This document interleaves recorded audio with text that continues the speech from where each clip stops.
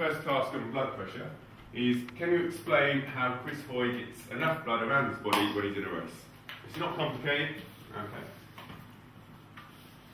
Write it down quickly, explain it. Have we got it? What have we got? What have we got, Stephen? Because his heart beats faster to cover the exercise, yeah. Heart beats faster. Anything else? Related to heart? It's faster and? More oxygen around the body. Yeah, it would end up getting more oxygen around the body, but what else happens to the... Yeah, the strength of the contraction is also harder, okay? It's stronger, okay?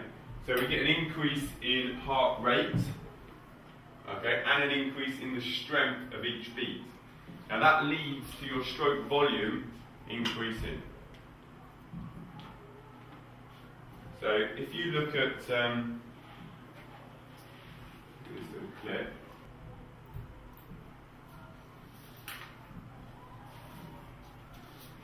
okay, so what you've got here is the heart.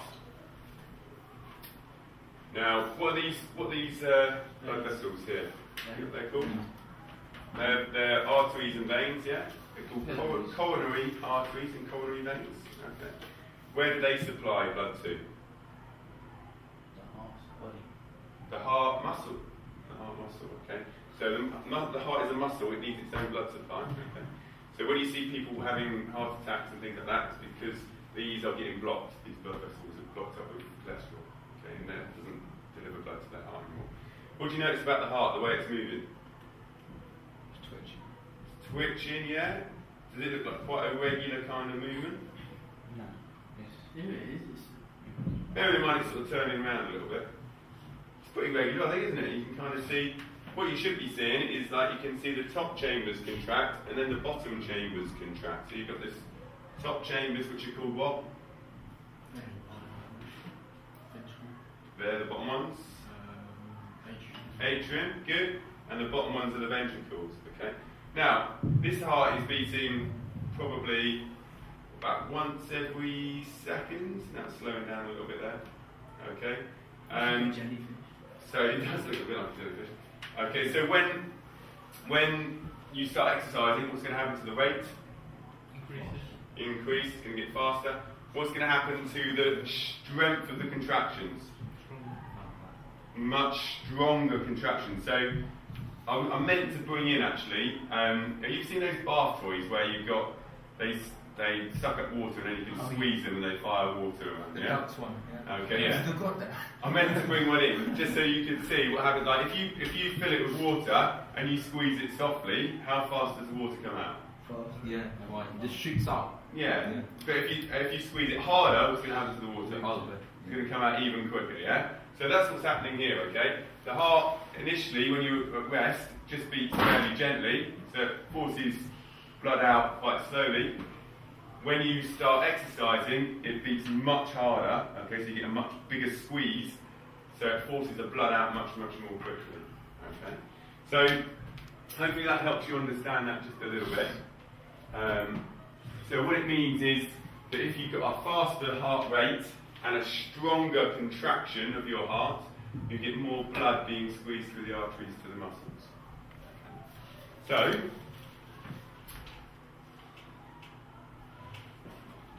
that heart squeezing is the driving force that moves the blood through our circulatory systems.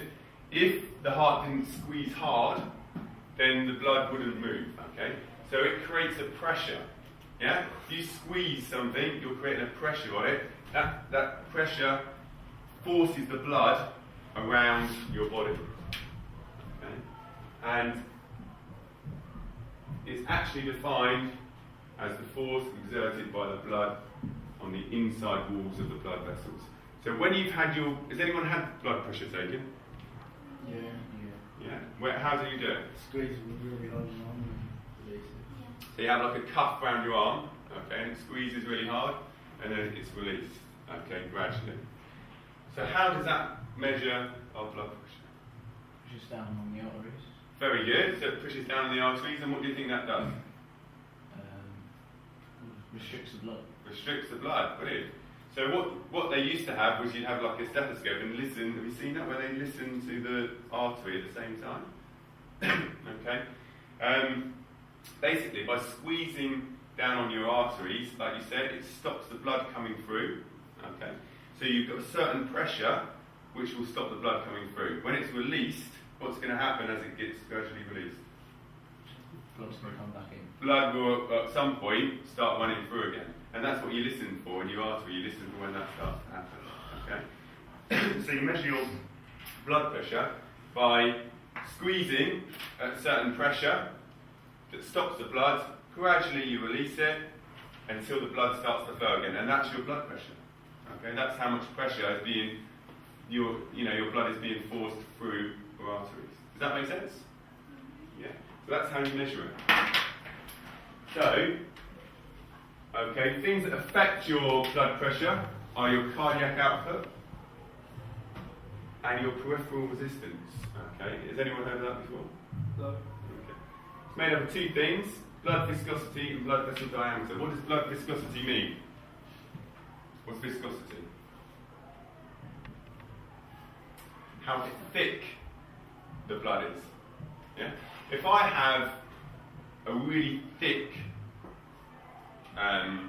liquid, so say, I don't know, I'm trying to think what was thick, huh? Honey. Honey, good answer, yeah, good. So if that's something like honey, how easy is it to squeeze honey through tubes? Not very easy. Not very easy, okay? So if you've got a higher viscosity, it's harder to force the blood, to force the honey through. So what do you think your heart would have to do to get the honey through? It would have to create a higher blood pressure, yeah. So if you've got thick blood, your blood will be under higher pressure to try and pump it all around your body. Okay. What happens when you get dehydrated? There's not enough water in your body. Not enough water in your body, so your blood becomes thicker. So it becomes harder to pump it around your body. Okay. Blood vessel diameter.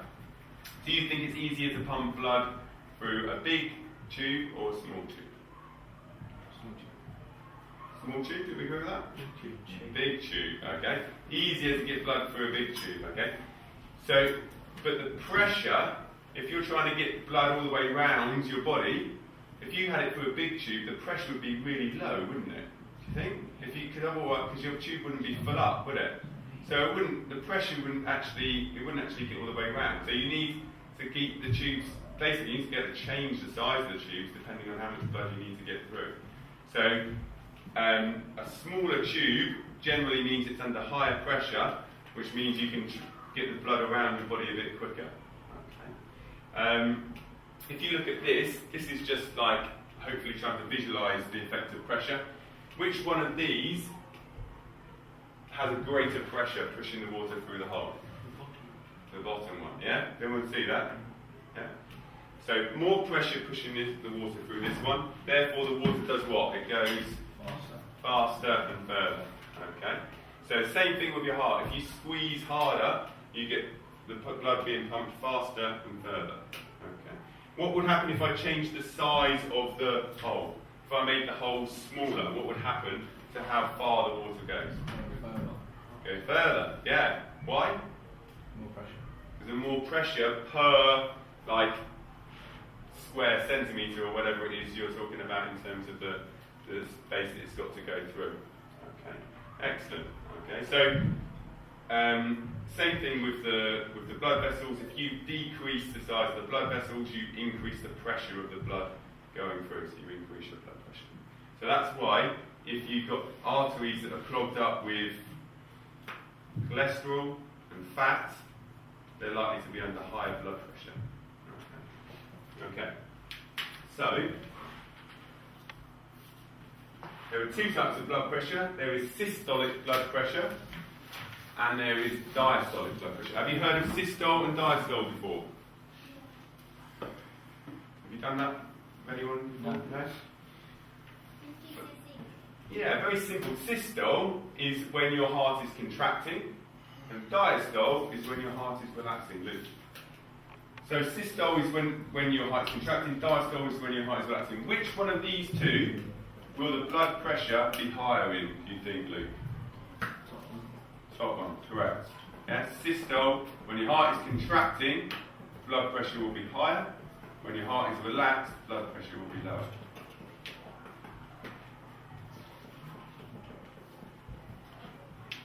Okay, so blood pressure will be highest when it just leaves the heart, and it will be lowest as it returns to the heart. Okay? And it's expressed as a systole over diastole. Okay, which is, does anyone know what an average blood pressure is? Average resting blood pressure? 90. Remember, you need two values. You need a systolic value and a diastolic value. Okay?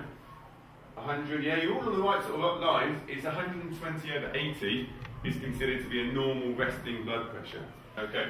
Which one do you think it's more dangerous if it's a high? The left one. Yeah, which one, sorry? The left one. With the systole or The diastole? right one. Systole or diastole? Nice. Yeah, diastolic, if the resting blood pressure is high, that's a big issue, isn't it? Okay? Whereas when your heart's contracting, you expect to maybe have a greater pressure. Which one do you think increases during exercise?